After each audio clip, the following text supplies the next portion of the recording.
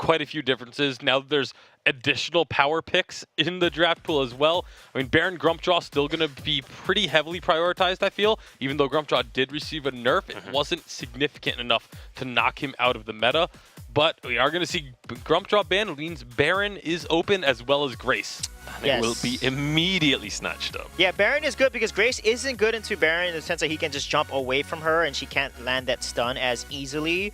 And when he maxes his jump jets, he's immune to actually CC and negative effects. So that's a great pick on SK's gaming side. With Baron, they are opting for more of a late game presence.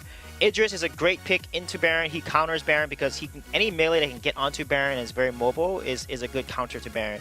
So I think here they need to ban something that it's going to prevent Idris from getting onto them. So Cath is a great counter to Idris. So hopefully they ban Cath here and potentially take Arden on the second pick. So they're going to ban Baptiste actually instead. Yeah, and it's worth mentioning Baptiste as well because he is... we mentioned Grumpjaw already being dominant in jungle. I've been playing a lot of Baptiste. I don't want to talk about my experience. I'm not that great. But the pros can dominate with Baptiste. Yeah, well, Baptiste is just a very, very dominant pick. Has so much damage and plenty of lockdown. So I actually like taking it away for the same reasons that you were expecting a Catherine ban, because it does go very well against an Idris. Yeah. So SK potentially could ban away Arden here because Arden with Idris is very strong. But actually they're going to take away Grace, which is very interesting because I said Grace is actually not good into Baron. So that's going to leave open Arden for Rising Lotus here. But they have shown a tendency to like Lance actually. So, but Lance isn't that good into Baron, but I have a feeling they may potentially take the Arden here, but they may opt for the Lance as well. So let's see what Rising Lotus will decide here. Yeah, still some options available, but definitely looking towards those melee captains, being able to offer CC and protection for your allies and lock down your opponents. Now, looking at the other picks outside of just this captain for... Oh, it is going to be the Lance, as you mentioned.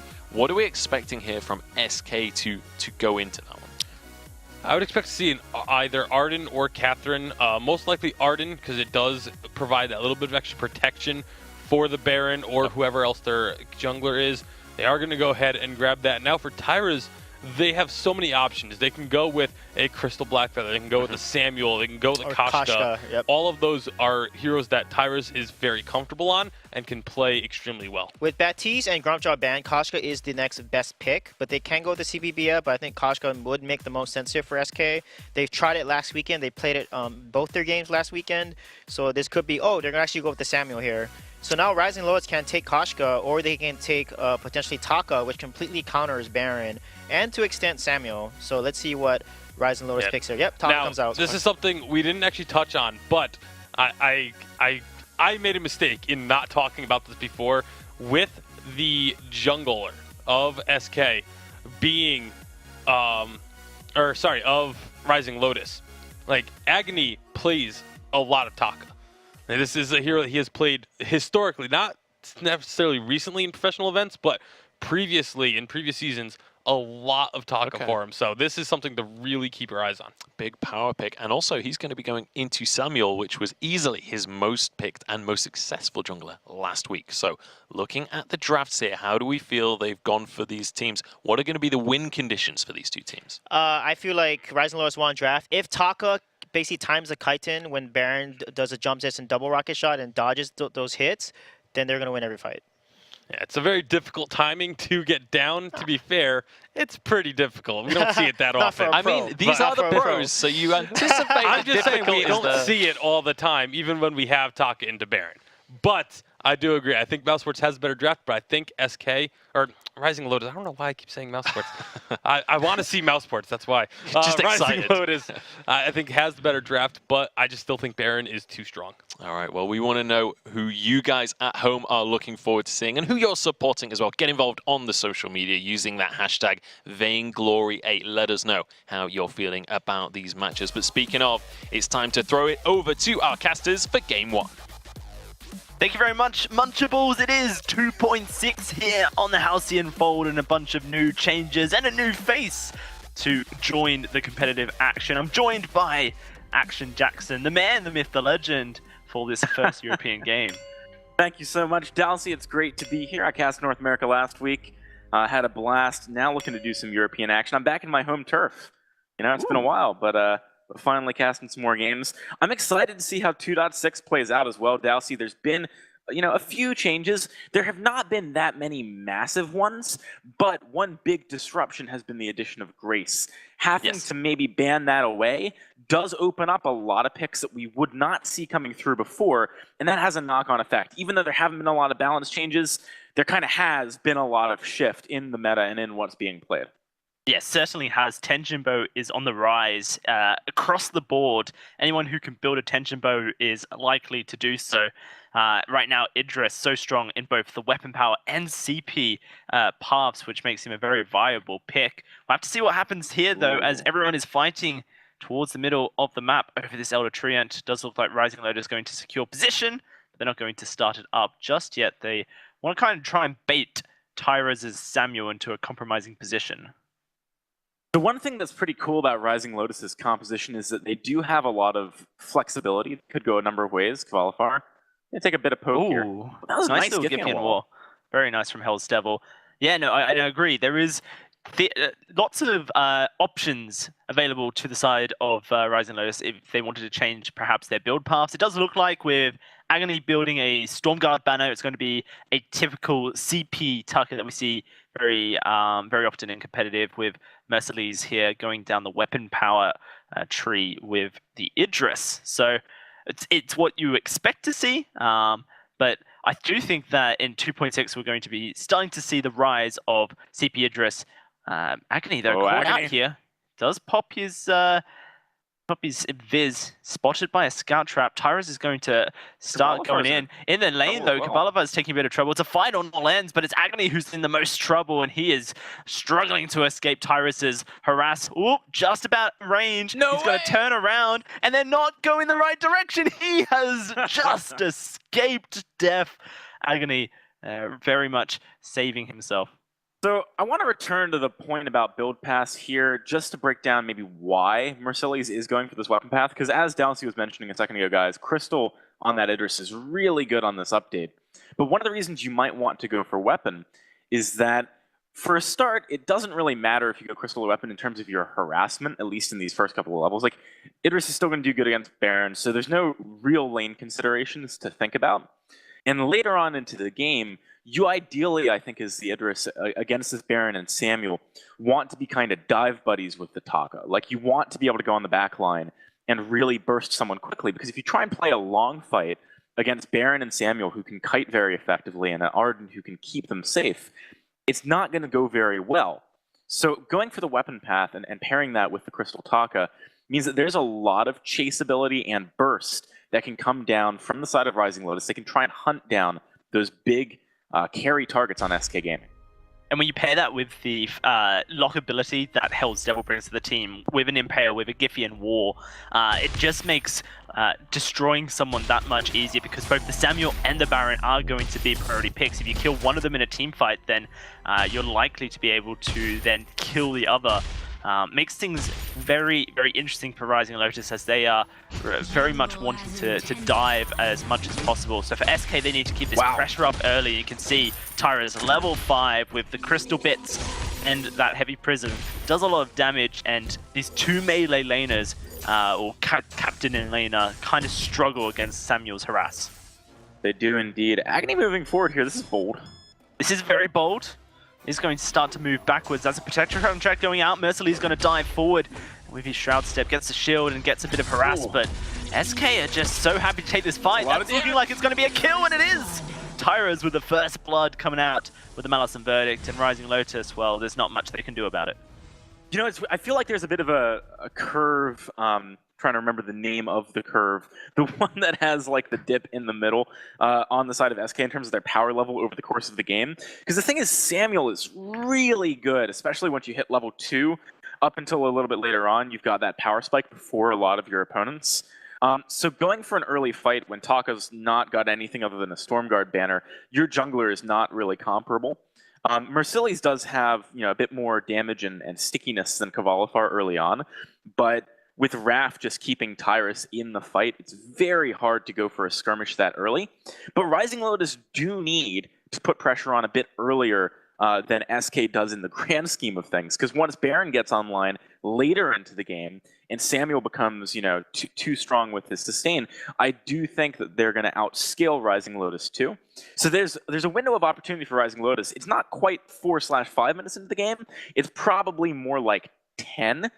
They do have the onus on them to make something happen here, though. In the mid game, when Merciless is starting to hit his item speaks, that is definitely an opportunity to start turning around the tide and the tempo. But right now, Rising Lotus are just taking so much harass from Tyrus. And with Cavalifar going down this tension bow first item, his auto attacks are going to really pack a punch. Here we go, looking for a dive, but Agony doesn't quite find enough damage, and that's just going to be the re-engage coming out of SK. Great Oblivion puts 2 to sleep, and it's looking like it's going to be kills going everywhere as Hell's Devil's in the midst of it. Cavalifar picks up Merciless, and this should just be an ace going over to to SK as Rising Lotus do go down. They lose Raph in the process, but it should be a turret going over to SK. That was pretty gnarly, Dalsy. Honestly, SK Gaming, they knew exactly what they could afford to do there. Again, I feel like Rising Lotus know that the pressure is on them to end, more quickly than SK, and so they're trying to make these things happen, but you cannot afford to yet. Agony is not strong enough. Merciless is not strong enough, and Hell's Devil keeps missing Impales. It's not that he's not strong enough, it's that he's not able to land those critical abilities. He was poked very low before that fight even began. That isn't going to work. Plus, no one has a reflex block on the side of Rising Lotus yet. We saw a 2-man Oblivion coming out from Tyrus. That is always going to be fight changing. Maybe that fight ends up with no one dying and the turret taking a bunch of damage, if not for that Oblivion. But as it was, very bad news. Very close to being caught out there. Here comes Rising Lotus. Hell's Devil does land an Impale, but I think you're right. The lockdown needs to be better, and it needs to be onto the key targets from Rising Lotus. Aftershock for Agony is a necessity at this point. Merciless has completed his Sorrow Blade, and typically what I'm seeing for a trend on weapon power Idrises in Europe is that you build the Tension Bow next item specifically against compositions like this, where you need to really be bursting down a key target as quickly as possible. We'll have to see if Merciless is going to opt in for that. Seems like with the Blazing Saber upgrade, it is going to be a poison ship, but also prioritizing a bit of defense against Tyrus, and that is very wise. The argument for maybe going Poison Shift here, I think, is that Tyrus does have a lot of sustain, and actually so does Wrath on Arden via his Heroic perk. But that being said, I still think the better argument can be made for the Tension Bow like you were suggesting there, Dalsy. Also, an interesting build path that we're seeing is Agony going Stormcrown, then later Aftershock, rather than Banner then Aftershock. Yep. This is a build I would more expect to see if they were ahead, to be honest. Oh no. Man! Rising Lotus have been split. Hell's Devil just about escapes the gauntlet. Agony is going to come around the corner. He's going to get spotted out, but Hell's Devil was in no position to be fighting. The reason why I would make an argument, AJ, for a Tension Bow over Poison Shiv, specifically in relation to the healing of Tyrus, is that you have a Tucker. Mortal Wounds, X-Retsu. You don't need it. Yeah. You can just apply it immediately. You don't need double. Unless you really want to sustain yourself. But looks like a fight may break out over this gold miner. SK are dropping it. Infusions are being picked up, level 9 and level 7 for Tyrus and Cavalifar respectively. And you would expect SK to look for an engage here, but perhaps they are just going to wait and look for Rising Lotus to come to their faces. And here it is. It is going to be Rising Lotus going in. Hell's Devil very low. Merciless and Agony taking a lot of damage. The Fountain will be popped, but can they get onto Cavalifar is the question. Agony trying to do the work. The jump jets are short, just looking for the damage. Hell's Devil will not be the hero his team needs, and now Agony has been spotted. He's going to go down to Tyrus. It just leaves Merciless trying to dodge out the Malice and Verdicts, but it just cannot happen. A double and another ace for SK. A bit more decisiveness and gameplay, I think maybe, we're getting to that 10-minute point I was talking about. I think maybe could have worked there, actually, for Rising Lotus. You saw Cavalifar very nearly fall, but when they went for that engagement initially, there was not solid follow-up quickly from Merciless and from Agony. They were too far away from Hell's Devil, and he finally landed a root on one of the most critical targets. So, not the best engagement coming out of Rising Lotus. They nearly made it happen. This is their power spike. But at this point, because SK are 7 kills to 1, because they got a gold mine, they have enough money, 4,000 in the lead, that they can just hit their later game power spikes earlier and really contest Rising Lotus during their moments of power here. So Rising Lotus, it's getting to the point where they need to have some kind of tactical or strategic outplay to make up for the deficit that they have. I don't think it's out of reach or entirely reliant on SK making mistakes at this point. We haven't quite hit that level of deficit, but it is very difficult to find the opening now for Rising Lotus. Here we go with another fight. That's a huge impale. Can they follow up is the question. That's huge onto Cavalifa, who's in trouble, but Merciless and Hell's struggling. That's going to be a Shimmer Strike. Cavalifa looking for the crit, but he just doesn't get enough out. Now it's all on Tyras here to stay alive, and Agony's trying to make his life hell. Hell's Devil is just about escaping. It's a 1-for-1 trade for now, as Agony's going to go in and try and secure Raph as a secondary treat for himself. He does get it, but he goes down. Oh no, this is just going to be a Tyra's triple kill. I'm feeling it right now, and it looks like an auto attack should just do the trick from Tyra's. Oh, Madison Verdict. Pick your choice. Okay, never mind. That was a troll, I think, from Tyra's. He's just playing with his food, but he doesn't get an ace for it, and actually now he leaves himself open to a Merciless engagement here. The Drifting Dark does put Merciless off, decides not to go for it, but there is potential, at least AJ, of blowing up this Baron. There was potential, and they did blow up the Baron, but going back in for Raph is not worth. Like, you're always going to die to Tyrus after that play. At the very least, Agony is, right? Hell's Devil went back in, I think, misguidedly, and that was a separate issue, but trading your jungler for their captain at this stage is probably not very worth. So an interesting decision there. Rising Lotus, they want to keep forcing the issue, though. Look at how aggressive they are on the map. They've got shielding built up across the board, trying to deal with Tyrus's harass so that they can look to burst down Cavalifa. You just see Hell's Devil looking for engages. It's going to be an engage from SK, but looks like Hell's Devil taking so much damage. The Crystal Sentry will provide a bit of shielding for them, but Agony goes in. Cavalifa takes almost no damage. That's going to be Merciless with a nice little engage. Can he get back into the fight is the question before SK just take down the entire roster. Look at the damage from Cavalifa on this crit build. And now Agony diving in. He does get just bursted down. Survives for now. Gauntlet falls, and that's going to be Agony ending up falling. Merciless cannot escape. He does find one. Maybe he can escape. I talk too soon. Picking up a kill onto Raph on his way out. Hell's Devil. Oh dear. I feel like that may have just been him writing his own death notice there, trying to steal away the healing camp. Even if he managed it, I'm not sure he would have survived with the healing. Cavalifa? Oh boy. I think he's fine. Yeah. Yeah. Okay. With Merciless Shroud stepping in. There's a decent amount to unpack there. One thing which I'm noticing that I think is actually quite interesting is that in some of these more extended fights, because of the fact that Merciless backed up and actually healed, I believe maybe off of some of the camps, using his tension bow. Sorry, not his tension bow, his poison shiv. He was able to come back into that fight a little bit later on, fairly healthy. And Agony is very slippery right now. He does have a lot of cooldown acceleration. He can kind of go in and out of these fights. And he's starting to hit a point where he can do decent damage, so long as he gets multiple rotations of spells off. Which over the kind of in and out fight that we just had can happen. So Rising Lotus, I do like the fact that they're adapting their play a little bit. I think this has shown more success than their previous let's just try and run at them and see what happens. But it might be too little too late, Dowsey. That's my concern for Rising Lotus right now. Their comp definitely does not scale on the same way that a Baron Samuel does. It does not, unless it has the ability to blow someone up instantaneously, and then perhaps the scaling is not as much of an issue, but it does rely on full team synergy to effectively just remove either Samuel or Baron from the fold.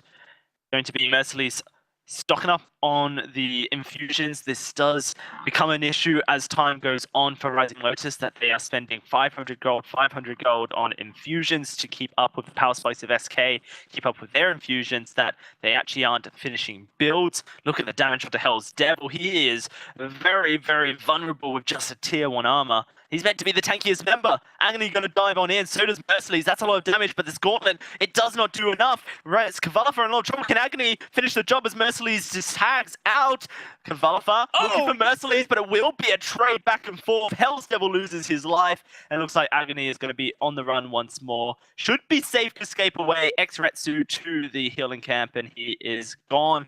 but now he needs to be careful that he just doesn't get caught by Tyrus as Tyrus tries to clear out the jungle. I would not risk it for the chocolate biscuit, but he did, and now he's in a 1v2. The Crystal Sentry will come to his aid, and it looks like SK will decide to respect it.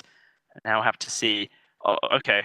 I've just looked over at items real quick, AJ, before I throw back to you, and I've noticed a Dragon Heart onto Merciless here, which I think will be a War Treads. But it's surprising that the Tension Bow has not been prioritized. Maybe a Shiver Steel too. I mean, I guess that's the other option. I gotta admit, I agree with you. I feel like Tension Bow would have been real good here. You're seeing in these fights, Cavalifar just barely live, and then he's able to like trade, right? He jumps in, he trades for someone. That sets up, a successful fight for SK because someone now needs to clean up that Cavalifar kill. And they always can, but they have to spend their cooldowns and time doing it, so they're at a disadvantage past that point. I really feel like, yes, a Tension Bow, like just being able to actually kill Cavalifar before he gets that trade in, like having the onus be on SK to burn your cooldowns and your etc. on the trade would be really good for Rising Lotus. They're falling a bit behind the curve right now.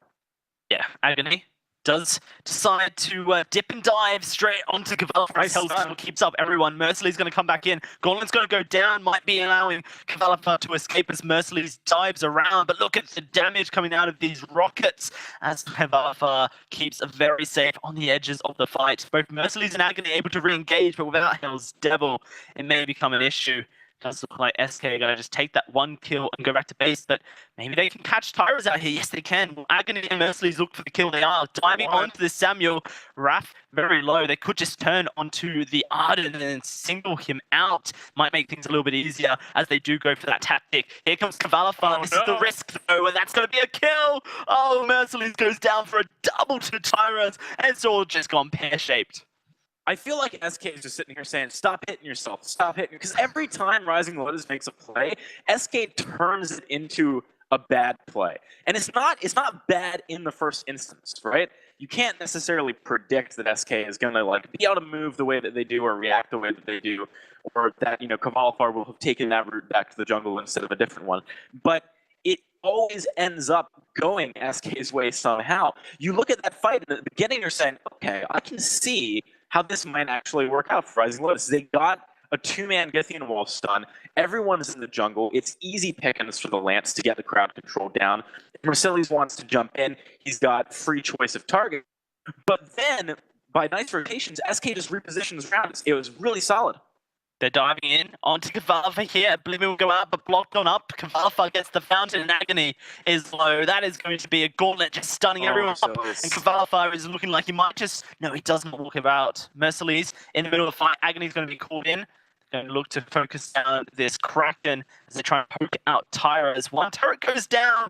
Rising Lotus going to try and heal up before they take another one. Very interesting times right now. Without Cavalifar, the potential for burst is there. It is what turned the fight around before, and Agony is going to go in first. The energy is starting to dip for Tyrus. Tyrus is going down to the Kraken, and that's going to force Merciless to deal with it. Continues chase, but this is perhaps a fool's errand. It seems like Tyrus is sustaining through it all, and now Agony is going to have to turn foot and run. It sees Merciless Pursuit. Not Merciless Pursuit, Manlison Verdict. The Drifting Dark is just too strong, and Agony gives his life for no gain. Yeah, and it's not quite a good trade of time because 35 seconds on Agony is a little while. Tyrus can easily back and then heal him. There's nothing Rising Lotus can make happen from that other than defending their base back and push. I think that, again, it was not a poor idea to go for that play, but it was executed this time by Rising Lotus poorly rather than SK particularly well. Because Merciless actually popped a reflex block and walked into a gauntlet wall.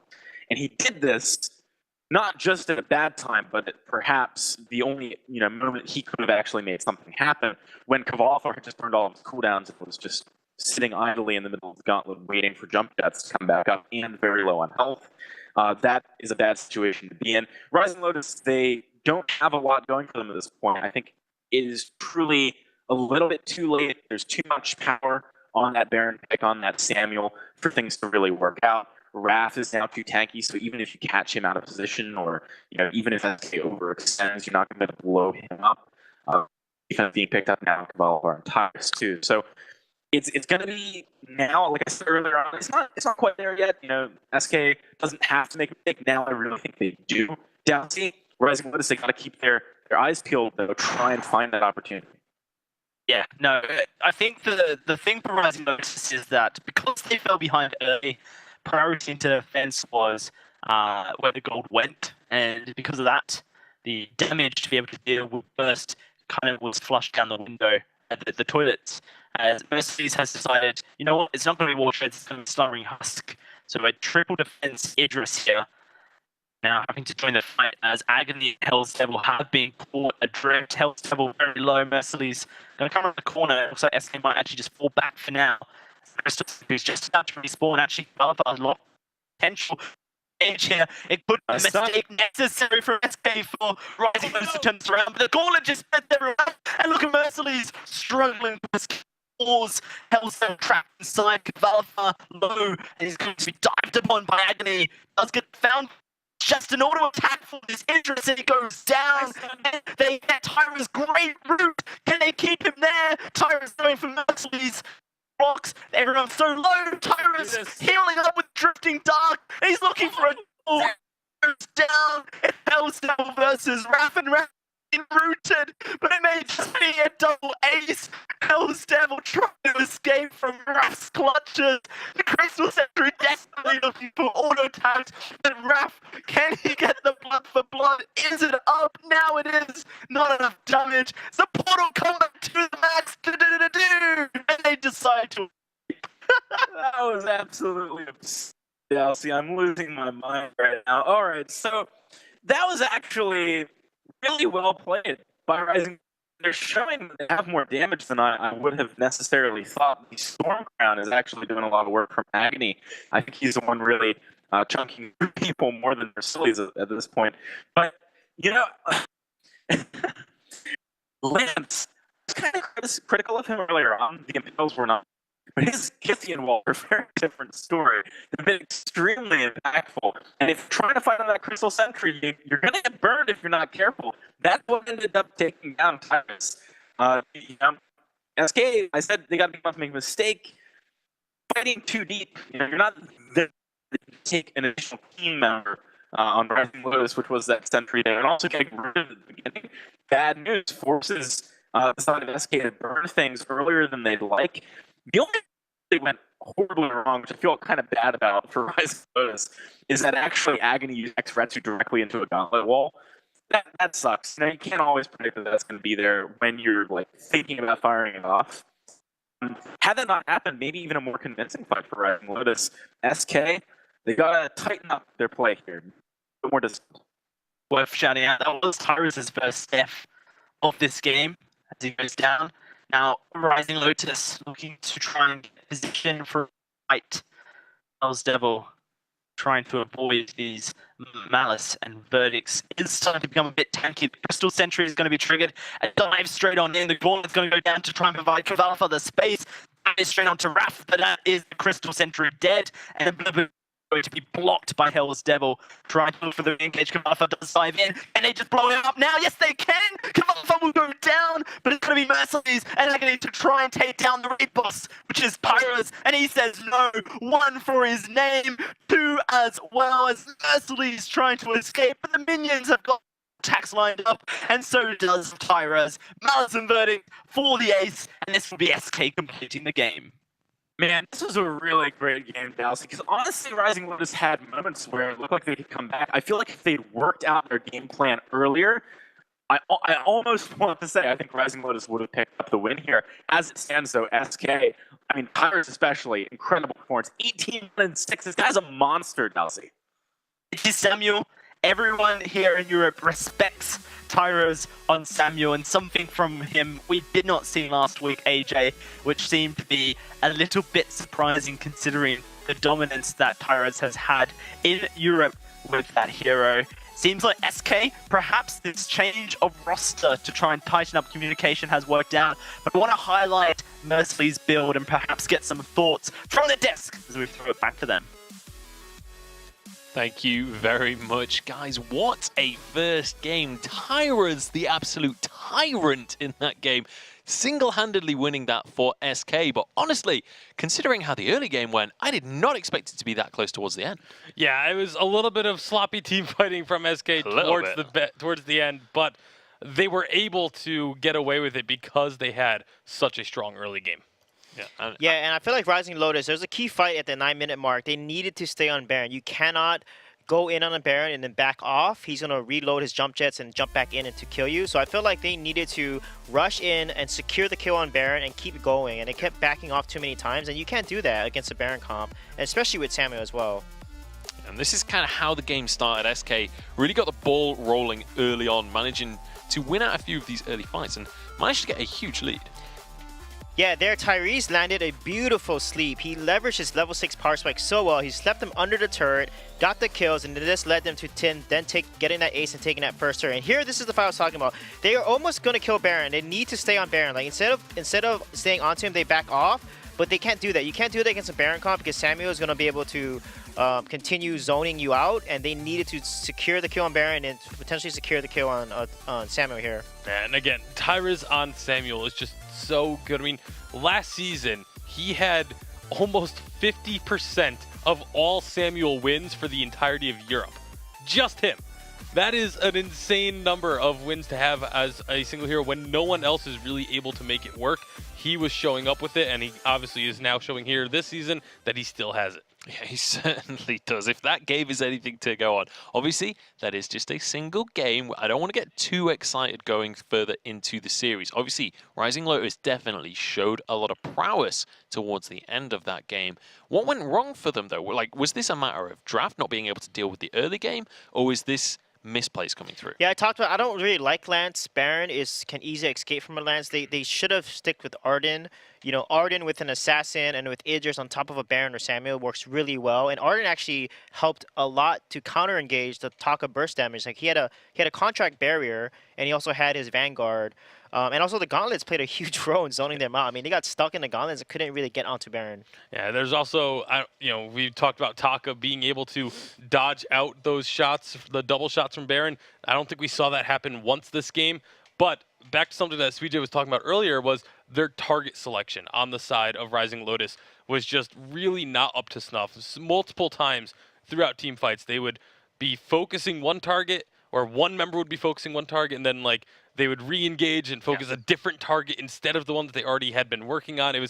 That's just kind of bizarre to me in their target selection.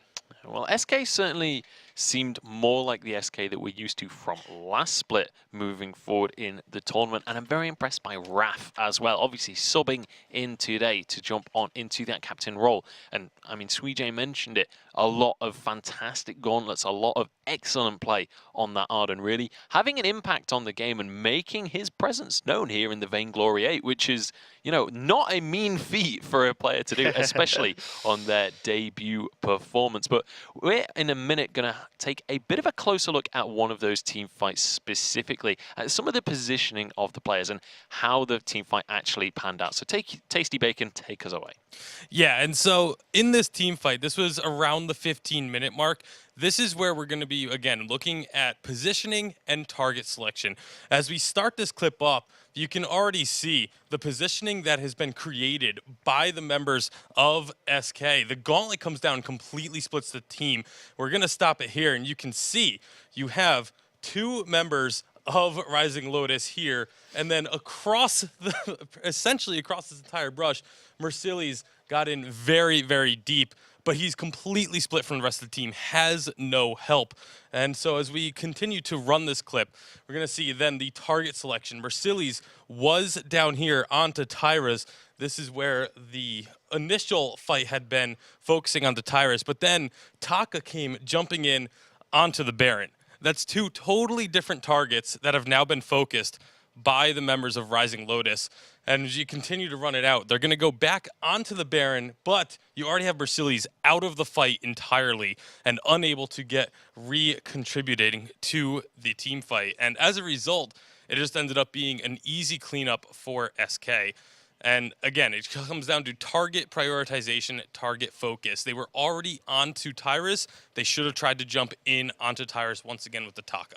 Yeah, so a little bit of miscoordination between the team, not quite engaging on the same targets or at the same time. We'll see if they can tighten that up as we head towards Game 2. Now, Game 1, definitely a very convincing win for SK, despite a little bit of sloppiness towards the end. I'm interested to see whether this is a game that can be turned into a 2-0, and also what your guys' thoughts are on the draft. Like, moving forward in this series, does anything significant have to change moving forward, Suijay? Yeah, I think they need to draft more appropriately and then execute their composition to a T. So pick Arden, and then when you go in, stay in. You use the gauntlet to basically keep members close to your assassin, your melee, and play your composition to its strengths, and stop kiting and focus on great target selection like Bacon was talking about.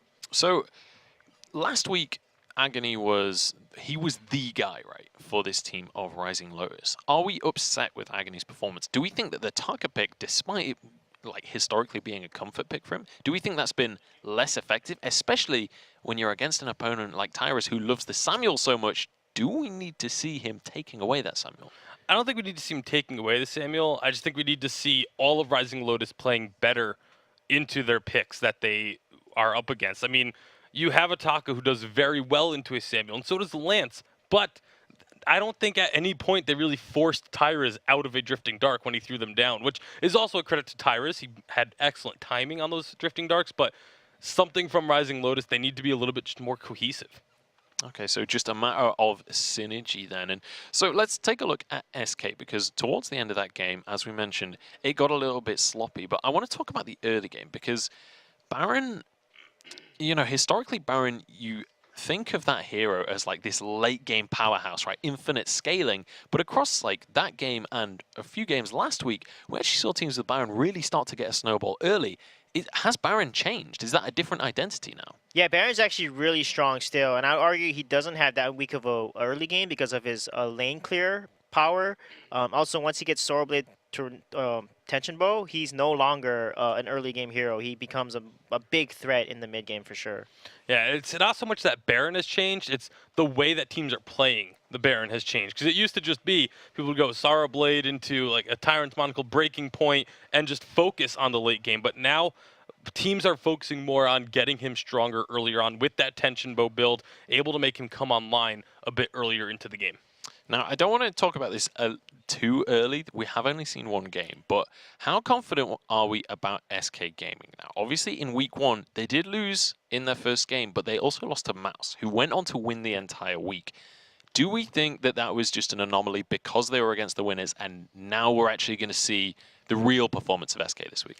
I mean, I don't know how much we can say off of just one game, especially because there was a little bit of drama, I guess, going on among Rising Lotus on Twitter the past day or two that we're still not 100% sure what the whole full situation there is, but that's still something that we have to keep in mind and keep in the back of your heads when we're talking about a team's performance against Rising Lotus right now, is that what state of mind is Rising Lotus actually in? Yeah, it's going to be a difficult one to answer. And I mean, Suijay, as someone who's been a player, been a coach yourself, like, have you been in the shoes of Rising Lotus where there's a little bit of potentially animosity? I mean, we don't know too many details. I don't want to overplay this, but from what we've seen on Twitter, there seems to be a little animosity. Yeah, that's going to affect your mental state, and that's going to cause them to tilt. So that's something that they need to resolve and make sure that they're focusing on the positive communication, focus on what they need to work on versus what they did wrong. Because if you focus on what you did wrong, it's not going to help you win and do the right things.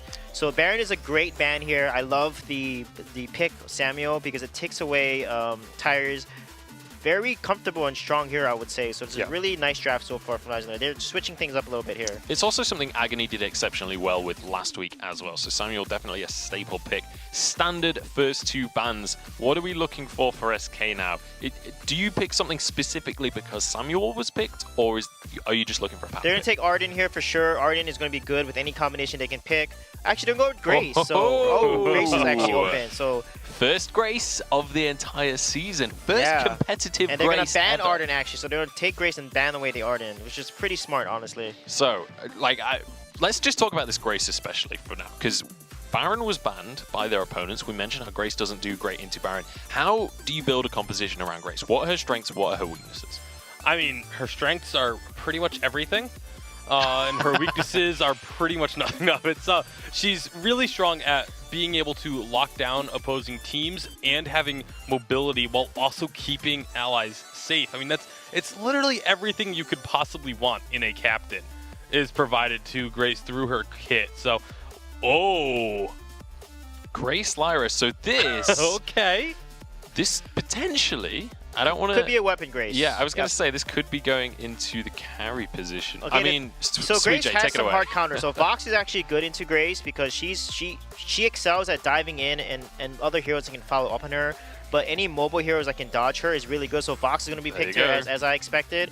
And then Lance is going to be a good pick, or even potentially Catherine or Finn are all good picks against Grace because you actually can stun Grace out of the ultimate when she's channeling the Divine Intervention. So let's see if they're going to decide with Catherine, Lance here. While those two, I think Rising Lotus may go with Lance because they're more comfortable with Lance. However, I wasn't really impressed with how that was Lance at all. So I would feel like they should switch this up and pick like a Catherine or Finn here. But importantly, a beefy front line. Yeah, while we weren't impressed with his Lance last game, we have been impressed with Hell's Devil's Lance in previous games. Yeah. So I'm perfectly fine with them grabbing the Lance here, and it's going to be an Idris for the final pick from SK. So Instant lock SK as well. shaking this up, but clearly knowing what they wanted to do. This is definitely going to be a CP Idris, by the way. I'm pretty sure. So CP Idris going towards the jungle, and we're comfortable that the Grace is going to be in that carry position? Or it could be CP Grace, we'll see. I would rather see CP Grace with a weapon Idris, just because Grace has insane crystal scalings with her abilities that you don't really expect from a captain. It's like 150 and 200%. It's really high crystal scaling. This is the exciting thing, because there has been no competitive footage of Grace just yet, so we don't know. It could even be a CP Lyra for all we know. We will find out how it's going to pan out. So thoughts on the draft, guys? What are the win conditions, especially for this team of SK? I really like SK's draft. I think if they execute like a weapon Idris with a CP Grace, just healing him and double heals basically, they're going to. But however, Vox, once he scales with the Poison Shiv, Rising Lotus still has a chance. Yeah, the Poison Shiv is going to be absolutely crucial for Rising Lotus to stop the massive amounts of healing that's going to come out from the side of SK. But they have so much lockdown, so much crowd control and slows that this Idris, if it's done right, should be able to run wild. Okay, so the Vox pick coming through despite the nerf to Vox and to the Poison Shiv. We'll see if they're going to be able to do enough with it. Let us know who you're supporting at home using the hashtag Vainglory8. Get involved on that social media. Join the conversation. But without further ado, it's just about time to head on into the second game of not only this week, but of this first series as well. So it's about time that we pass it over to our casters and head on to the Halcyon Fold. Many things to talk about here in Game 2, AJ.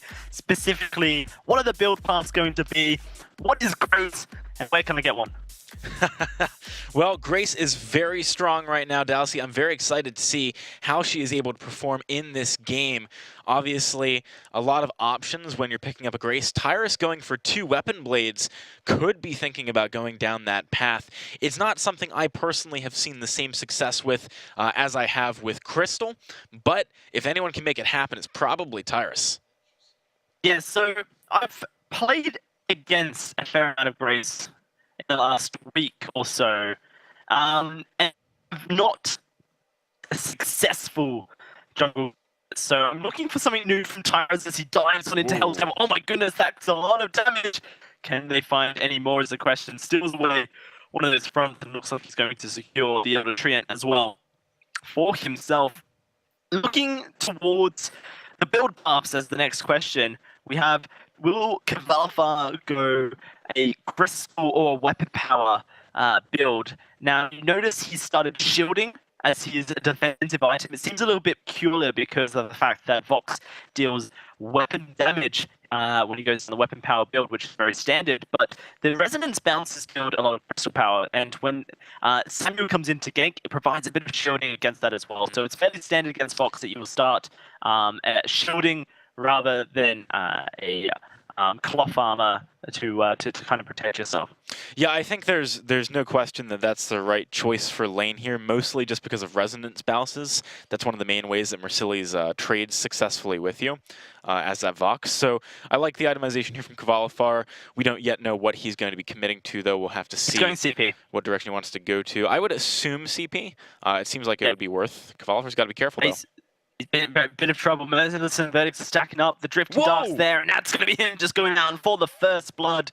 Whereas Tyrez at this point in the middle of the map, securing the Elder Tree, and he's going to go try and secure backs, but they haven't respawned yet. That's going to be a bit of damage going down onto the turret. If you look over at Tyrus's build, he's got 3 weapon blades for himself. And now if you look at Kvalifar, he's starting to build down towards the CP path. Tyra is going to be in a bit of trouble as Agony pops his boots to get to his backs as quickly as possible. Tyra's, will he, secures the healing. That is so important for Tyra's that he secures that, because that's going to give him the escapability necessary. He can dive over to this next treant and get a speed boost from Raph, and that's him gone. It's so difficult to lock down a Grace. The Benediction ability, her A, is a very long-range dash. Its cooldown is a little bit hefty early into the game, but later on it becomes fairly low, and it's really, really difficult to chase her, or actually escape from her, as she can keep chasing you. Kvalifar is definitely now 100% going that crystal path, has picked up the Eclipse Prism. I'm curious to see exactly what build path he goes, because there are obviously a few options. Getting an early Shatterglass would actually be pretty strong, I think, though, because there's a lot of burst and ability to get on top of your opponents quickly for the side of SK Gaming, whether it be through your own volition or through the Arcane Passage coming out of Lyra. As a result, I think Kvalifar can find that chakram from long range. That poke sets up the fight. Tyrus and him both jump in and just burst someone down before someone like Mercilli's can Sonic Zoom backwards too far. We'll see how they decide to play the fight. So there are a number of ways they could do it. I like the fact that Tyrus is being very aggressive in the jungle, making it a little bit difficult for Agony. In a 1 versus 1, I don't think it's super easy for Agony to find a kill. Well, it's going to be Tyrus stowing away camps as we speak. Will they go for the engage? It's the question. Nope. Just going to fall back and try and get an advantage of the shop. They could turn now with a fountain, but it looks like Tyrus is interested in farming. Typically, CP Idris likes the Frostburn first. And then you pair it with a single crystal bit, and that unlocks your divergent path, so you can get the ranged auto attacks that deal bonus damage.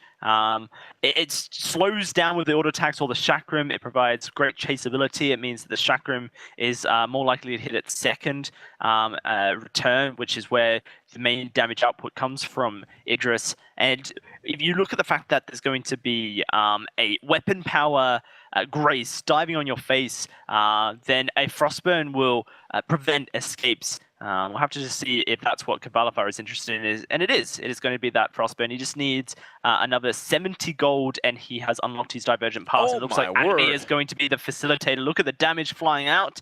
Doesn't quite steal away the Treant. It's going to be a re-engage from Hell's Devil, and they're going to go straight on into Kvalifar here, but the Chakram just blows through the health bar of Agony, and it looks like Kvalifar is just going to try and jump into lane and secure all this farm as quickly as possible. You know, it's a relatively small synergy, but I like the fact that there are a lot of slows on the side of SK, either through the hero choice or through the item choice.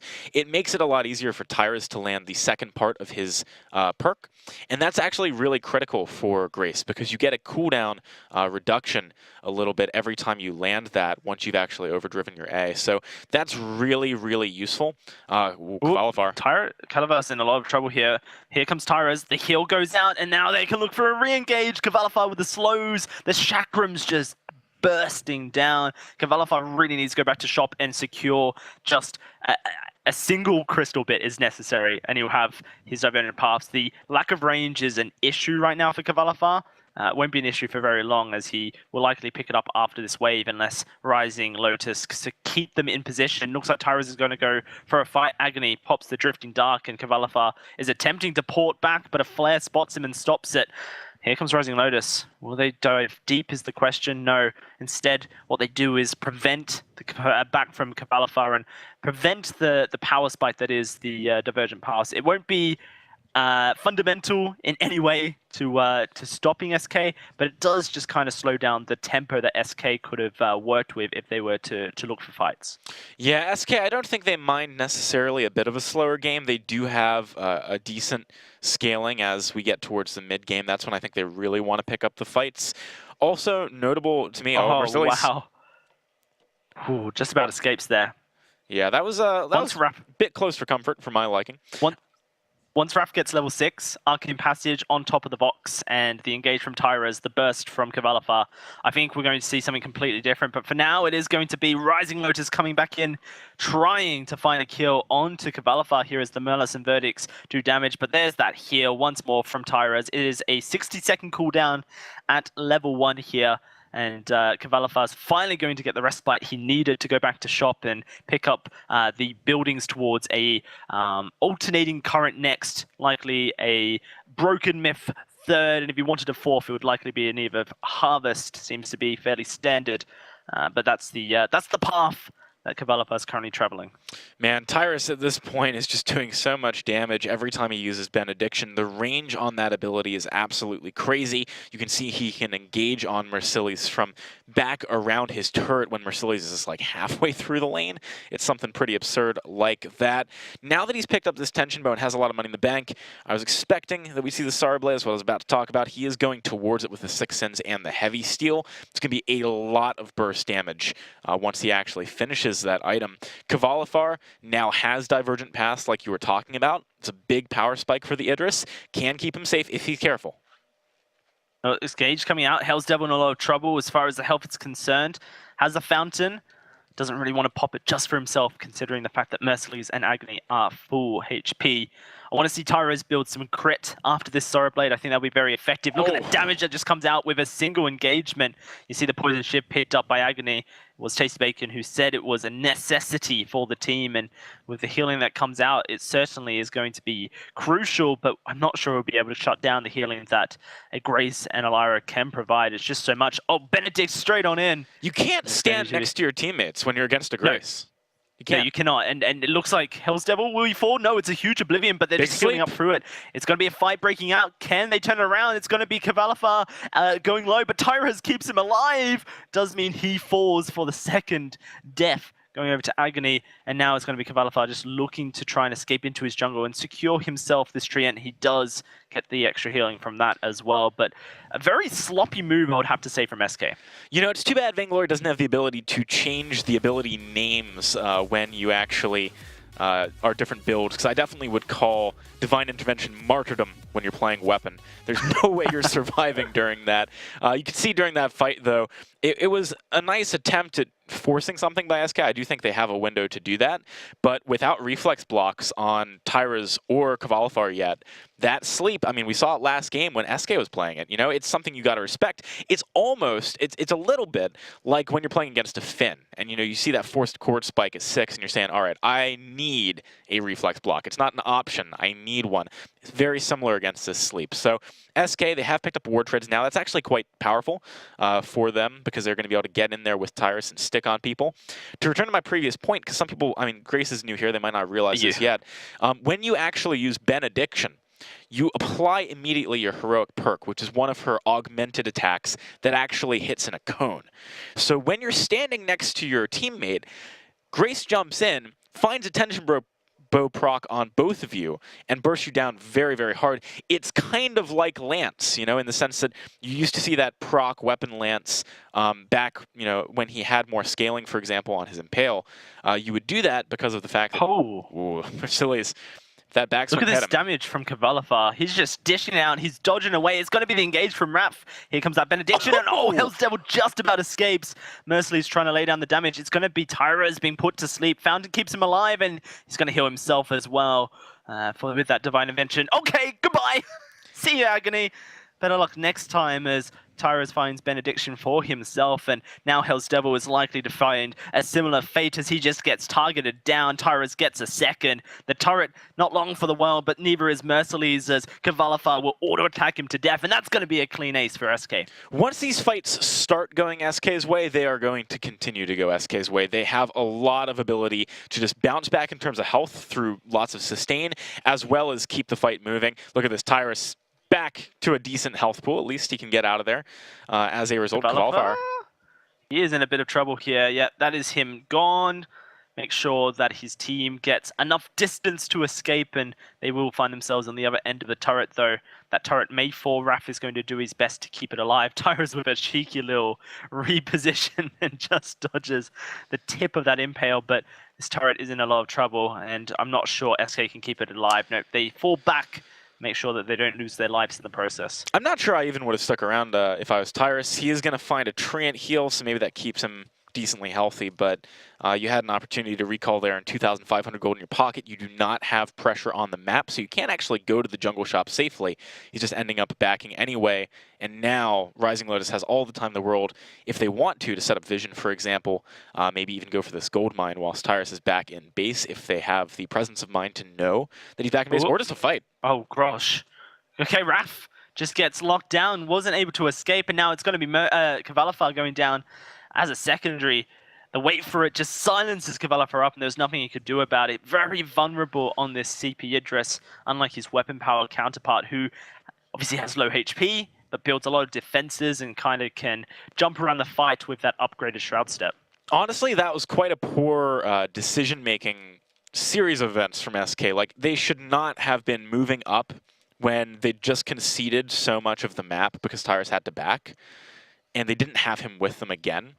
So he just went back and spent 2,500 gold, and then they fought without him. Like, that's, or not fought without him, they put themselves in a position where they might have to fight without him. That's not really a smart move. SK, they're giving up a few windows for Rising Lotus to really start making a difference here, and I do think that Rising Lotus scales nicely. Oh boy. Kvalifar's in trouble again. He's going to use that Shimmer Strike, but he just dives back into the fight. Oh no, the portal! He jumped into it, and that's going to be Tyrus put asleep. A double for Merciless will be an ace going over to Rising Lotus, and it has been mistake after mistake. First, the gold mine is stolen away, giving Rising Lotus gold back into this game, and they've just capitalized from that point. Yeah, they really have, and as I was beginning to say before that fight broke out, Rising Lotus are a team composition that scales very well. Let's have a look at this replay, though. You can see Kvalifar was way too far out of position. He actually escapes the fight, but that's right as he gets pulled back in by Raph's Arcane Passage. That is the nightmare scenario when you have a Lyra on your team and you're playing some solo queue. You don't want to see that happen. Kvalifar's got to be feeling a little bit salty about that one. But yeah, Rising Lotus, they're doing a much better job in this game, but SK are also faltering in some fundamental play decisions that they are making. It's really giving Rising Lotus a lot of opportunities. They scale very well. So SK Gaming, they're going to need, I believe, to kind of burst someone down here, or Rising Lotus is going to need to position very poorly such that Kvalifar can find free poke, and the sustain of SK will end up winning them those attrition trades, so long as they can dodge out things like Agony and his poke damage. Let's see, though. Hell's Devil is thinking about something here. Yes, and it does look like Kvalifar wants to fight as well. Hell's Devil goes into the middle of the fight, wait for it, gets blocked up, but the Bolivian will not. Kvalifar gets put to sleep, but he manages to escape, and he gets the heal from Tyrus, but that might be Tyrus's demise. It is, and now Kvalifar has to land these chakrams as the chase pursues, or it is just GG to SK, and they will fall for an ace, and a Kraken can be secured. Kvalifar, low on energy, struggling, and now he's going to try and find Hell's Devil. He does. He's getting Broken Myth stacks, but it's just not enough. An ace comes through for Rising Lotus, and they're going to turn face towards this Kraken. See, this is my concern with playing the weapon power Grace. You saw how ridiculous it was early game. Yes, it is ridiculous early game. But later on, if you're not ahead and you don't have enough money to invest in attack damage and defense, you're just going to get blown up. And, you know, it doesn't matter that your heal is so good. It doesn't matter that you have this directional shield, because you don't have any defenses to actually back it up and multiply the effectiveness of those things. SK Gaming, they had a few moments where they looked really strong in this game with this composition, but maybe they're just trying to be a little bit too creative here before they've had the opportunity to really practice this on 2.6. I can't say for sure, but it certainly feels like it because they are not finding the correct windows of opportunity. I think that it is Grace for foremost is very easily kiteable. Once she uses her benediction, if that is not a kill straight up, then you can kite away from it. That's where things are going wrong. Hell's Devil's impales this game have been on point. Kavalafar just so vulnerable on this weapon, CP Idris, and he's struggling. It's going to Tyra's diving in, but that's the benediction not being met with anything. And a huge Giffian War locks Kavalafar up. He's going to go straight through the portal. Merciless is in the wrong position, but he's going to escape for now, use the portal to his advantage. Tyra's trying to escape him, and he will find the kill. Can they get onto Agony is the question. Tyra's, he heals himself, and Agony is going to be done for. The Kraken is now going to be the target of SK, and they managed to find a fight to keep themselves in the game. I talked about mispositioning from Rising Lotus being a way back into this for SK Gaming.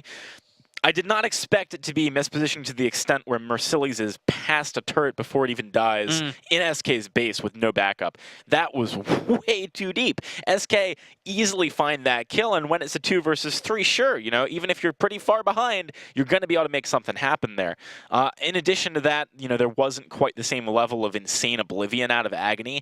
Earlier on in that, one of the more recent fights, we actually saw an attempt at a Crucible that was too early coming out of Wrath. This time round, he actually managed to land that block. As a result, you know, Agony wasn't able to find the windows of opportunity the same, and Hell's Devil here getting chased down.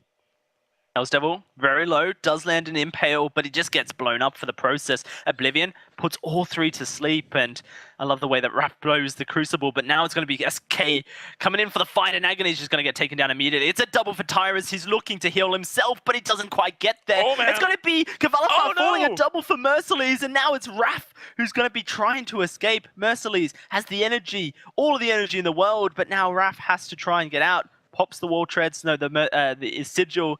He will be gone for this world, it seems. Merciless is a quick hero, but I don't think he's quick enough to chase the Lyra at this point. So sloppy, this game, back and forth. And it feels like it is just errors from individual teams that's dictating who gets to drive the sports car at the moment, AJ. Yeah, at least in this second game, I've got to agree with that. In game 1, I feel like SK was really making great decisions. You know, some of their rotations, even within a team fight, where they were able to sort of walk around a wall and suddenly they're on the right side. You know, that was really strong stuff, really strong decision making. In this game, it's a little bit different from both teams. Rising Lotus had some of that earlier on, but now they're starting to maybe get ahead of themselves here. The, you know, absolutely huge amount of experience on SK Gaming's side might be helping them stay a little bit more focused towards the end of this game as things get a little bit dicier and a little bit hairier. But they do have to be careful not to overextend here. Oh, Impale misses. This is a chance to fight. Merciless goes down to half, and Kavalafar is already stacking up this broken myth. Rising Lotus find a bit of escape. It's going to be infusions refreshed from Tyra's. The poke definitely went back to SK, but they have the Sigil, and they can afford to heal back up.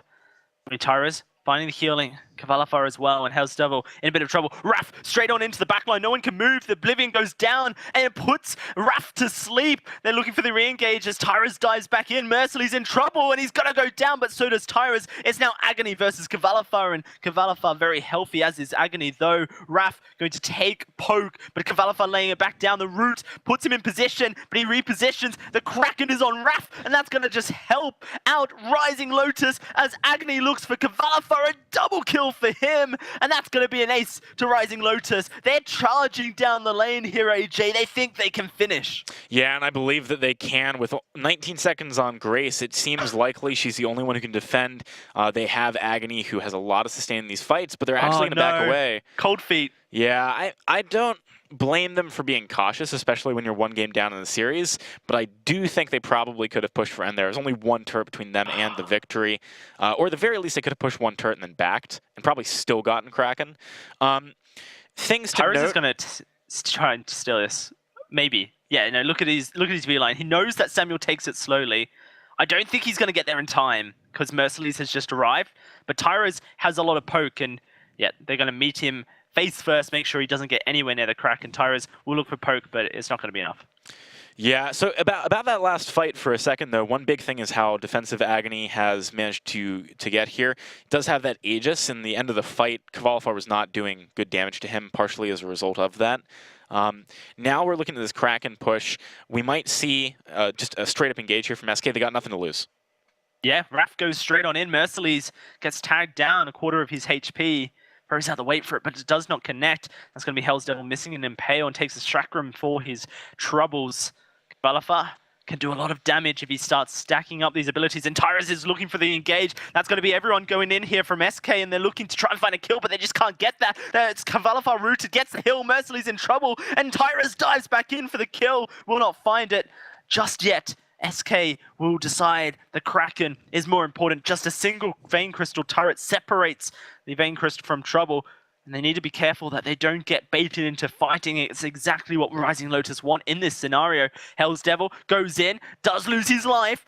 SK going to continue chasing the Kraken. It's taken this turret down to half HP, and Agony's trying to risk his life to make sure it gets even more damage. And SK are taking the bait. That's going to be Divine Intervention, healing up Kvalifar. Merciless comes in. Agony may lose his life. No, Agony's surviving for now, but Merciless got the damage. He's not quite found the kill, but Kvalifar will fall. Tyra's dealing with a Kraken, but it's on to the Vein Crystal, and Merciless is coming to try and finish the job. He's got it. Low health. He's going to go around the corner, try and blow up Merciless. Does he have the damage? It doesn't seem likely. Merciless may fall, but even if he does, the Kraken would finish the job. And we're going to a game 3 here, AJ. Really incredible stuff there from Rising Lotus to bounce back in the series. I like what SK tried. It just did not pan out. I know that Kvalifar is a very capable Idris when he plays weapon power, but his CP just seemed a little bit different. It's a bit like me and my Idris. I love the weapon power, but for some reason I can't wrap my head around. Essentially, I'm Kvalifar is what I'm saying. Before I dig myself into a hole, though, I will throw it back to the desk to break down this Rising Lotus win. What an absolutely mental game. That was exceptional to watch. Both teams easily could have won it. Back and forth the entire time. I mean, does this go all the way back to the draft, or was this just a matter of execution in game and players either playing spectacularly or not quite spectacularly? It goes back to the draft, but more specifically, the decision of where to put the heroes after the draft. I mean, okay. I get the idea behind the Weapon Grace. I understand, like, when you use that A, the Benediction, it's essentially 170% weapon attack onto an area of effect, but...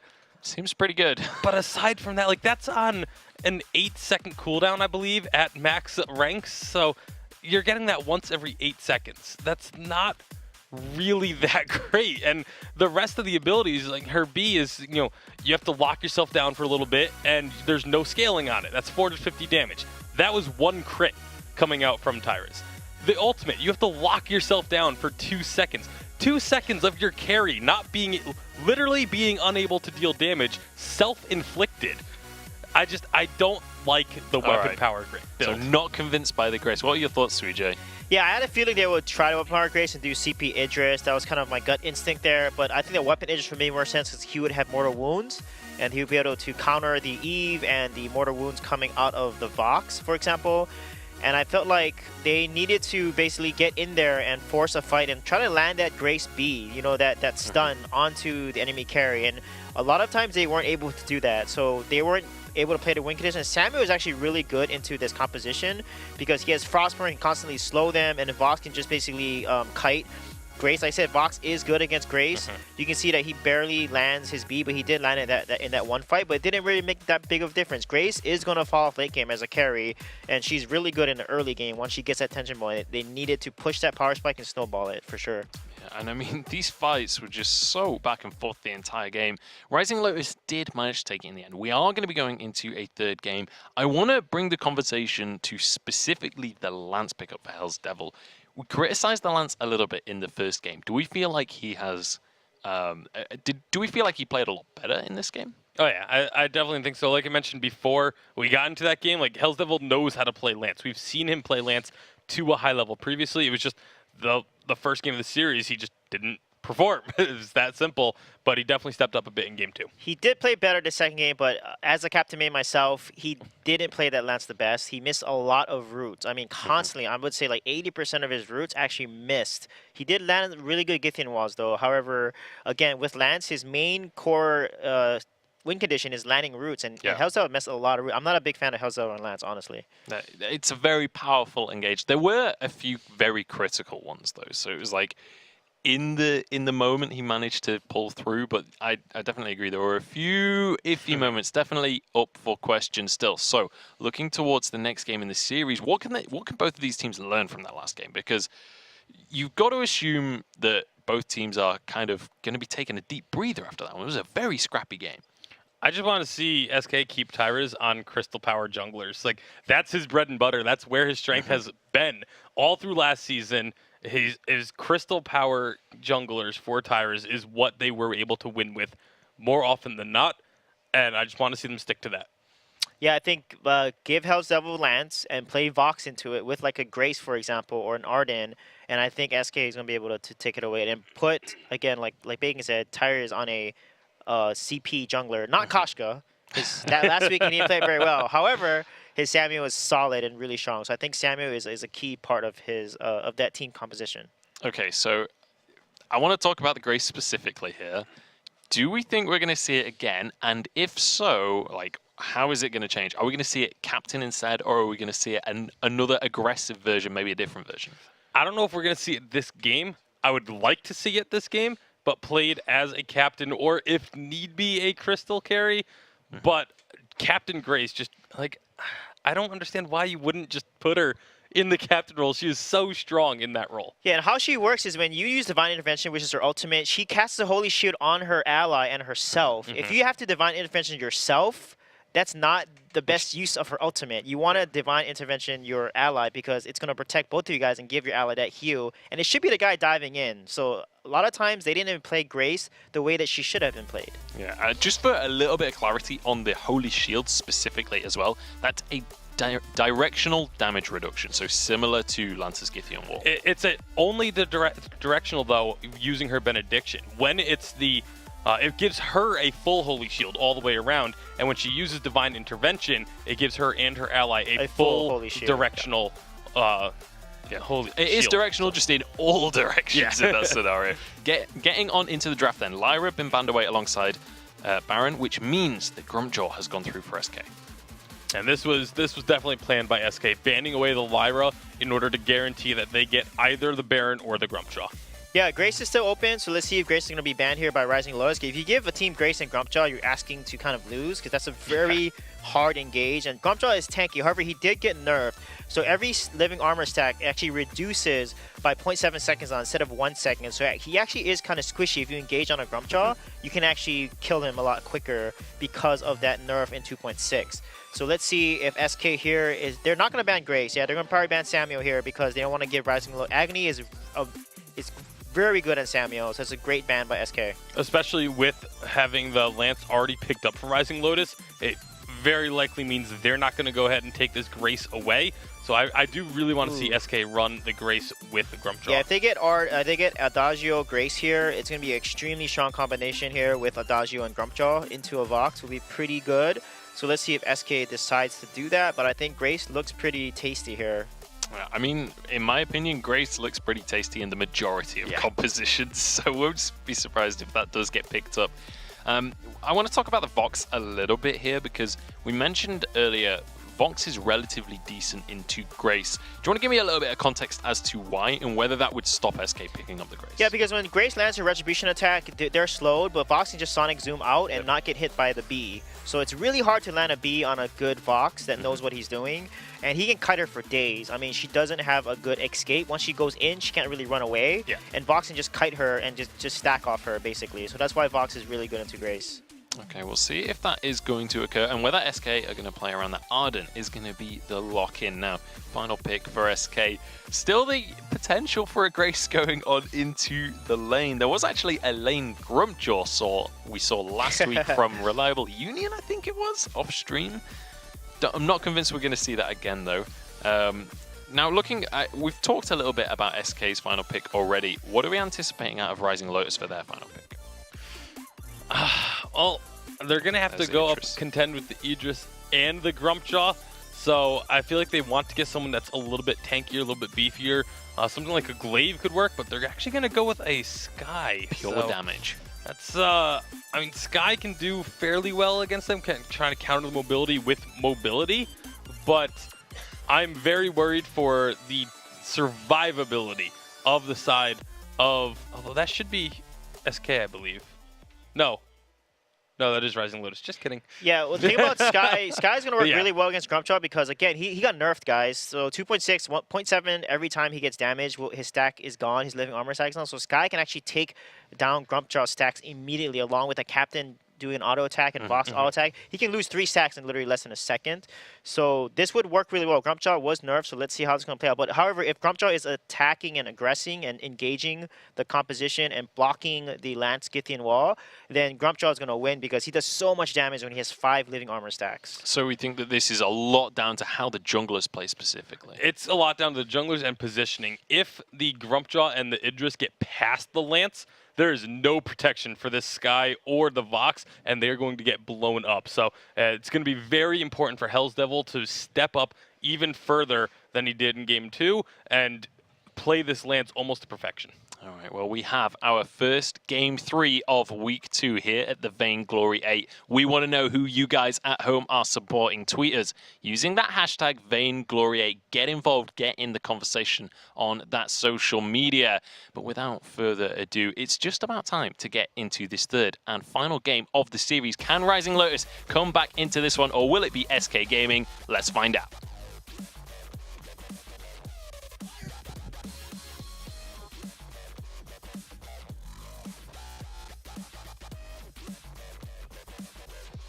All right, well, we're going to be getting into this next game, ladies and gentlemen. Hopefully, Dalsy will be rejoining us momentarily. We've got SK Gaming up against Rising Lotus, game number 3.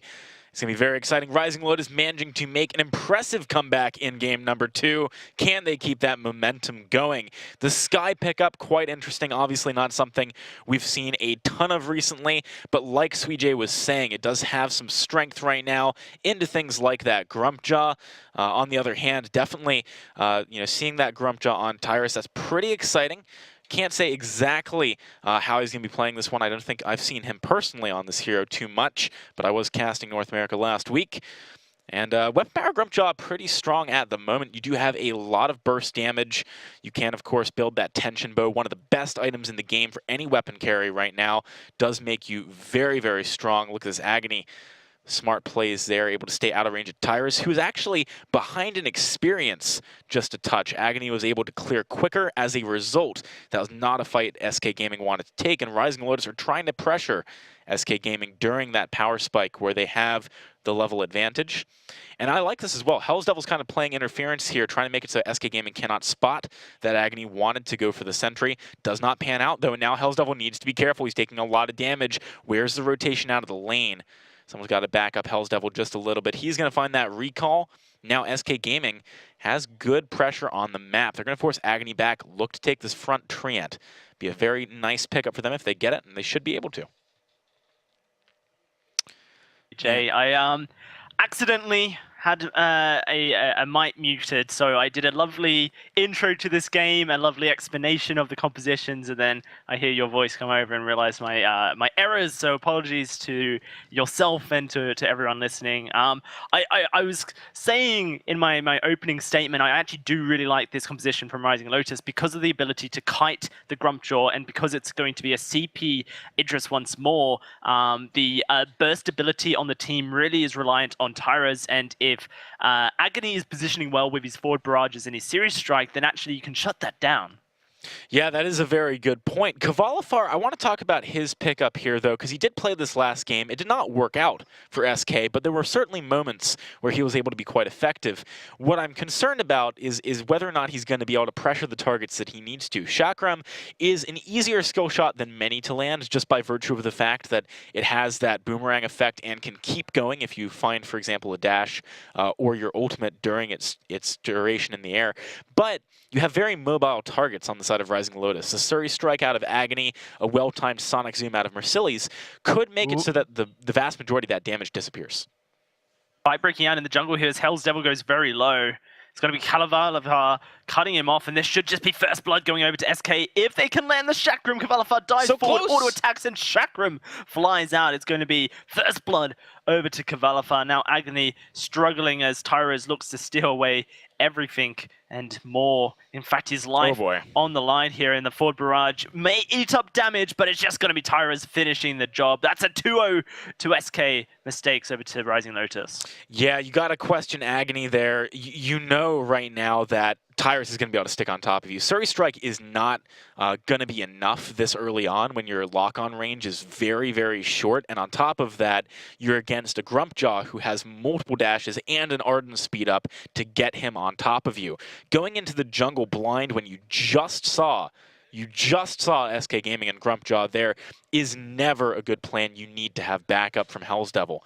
Right now, Rising Lotus looking a little bit more like the Rising Lotus we saw in Game 1, but maybe they just need some time to heat up a little bit here. This is a bit of a different style of composition than what we saw previously. SK, on the other hand, the one thing that I really like here is just the aggression coming out of their jungle. Tyros, to me, has always been a player that can really just style on people if given the opportunity.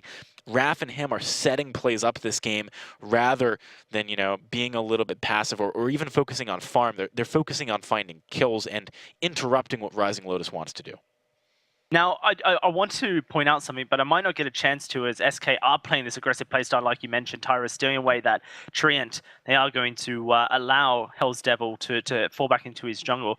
One of the issues that SK had in the previous game and Kavalafa struggled with was engage was purely the job of Tyros, and he has lockdown in the slow from the Benediction, but lockdown on Grace is very hard to achieve when the opponent doesn't want to fight.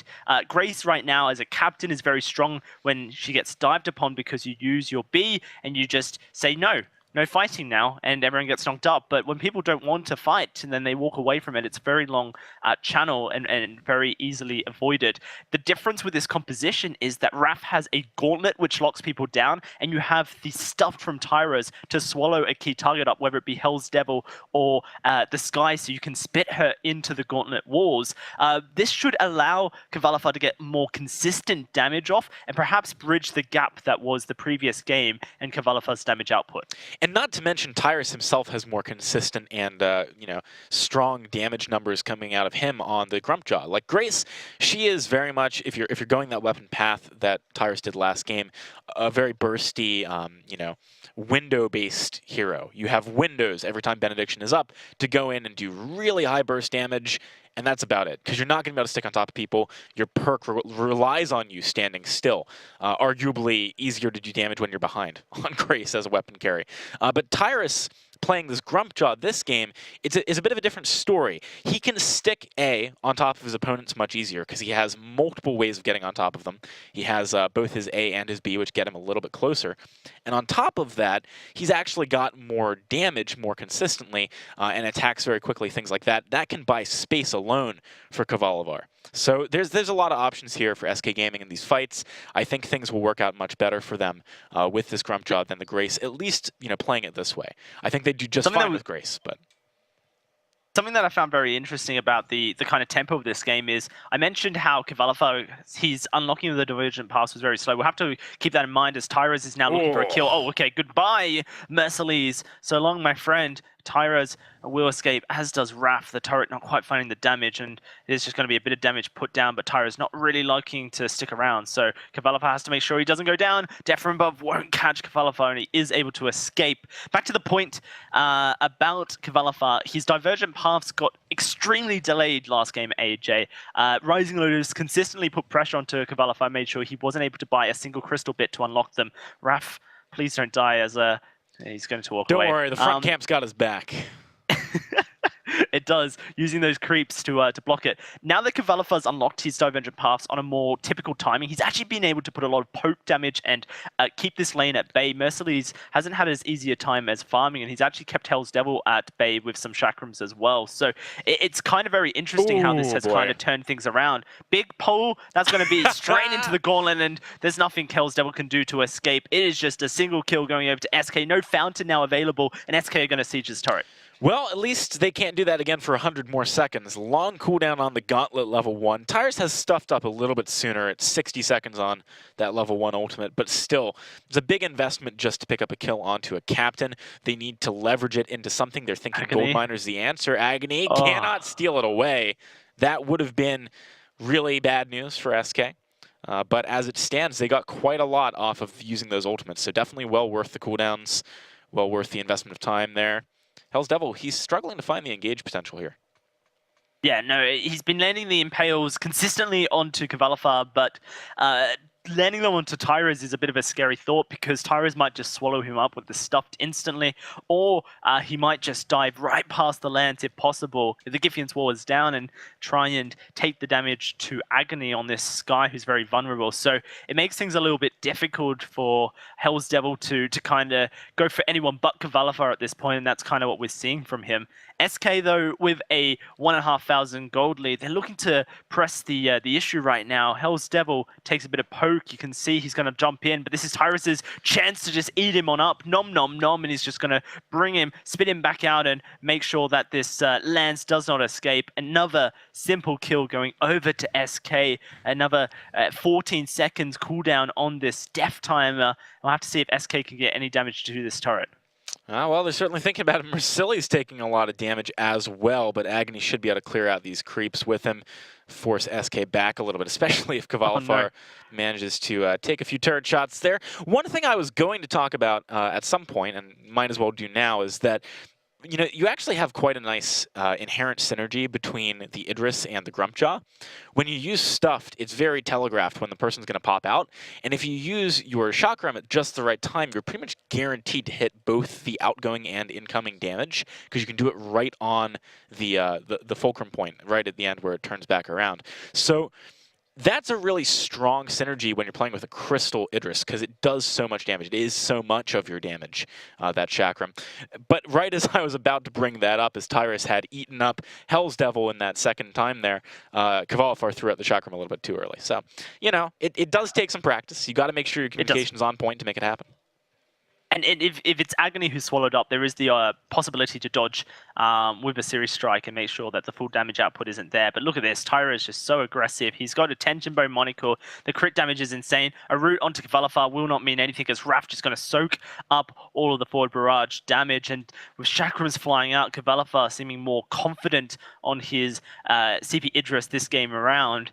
5-0 to almost 3,000 gold being built up, and it seems like Rising Lotus just can't deal. Gauntlet does trap down Hell's Devil. It's going to be him going down, it seems, as the final order attack doesn't find a kill. Now Tyra's in trouble, but the Fountain will keep him alive for now. Mercedes trying to dive forward. Is he going to lose his life? He does. And now Kavalafar looking for Hell's Devil as a treat. Agony cannot escape. That's going to be a Shimmer Strike for victory and an ace to SK.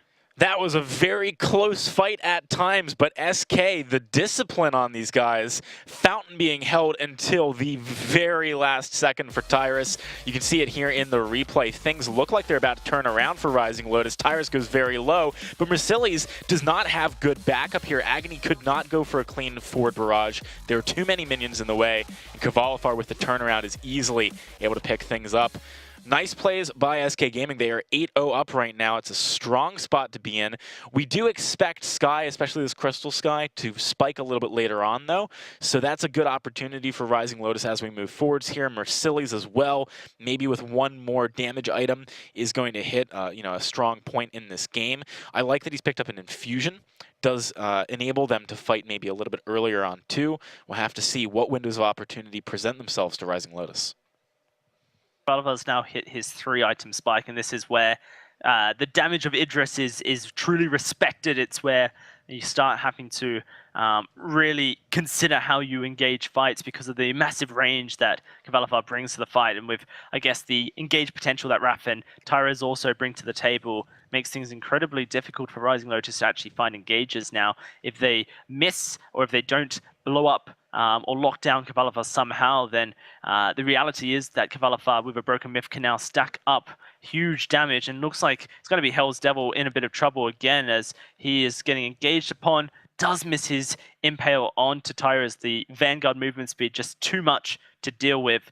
And it looks like SK are moving into the jungle. They want to start up a fight or at least take this Crystal Sentry.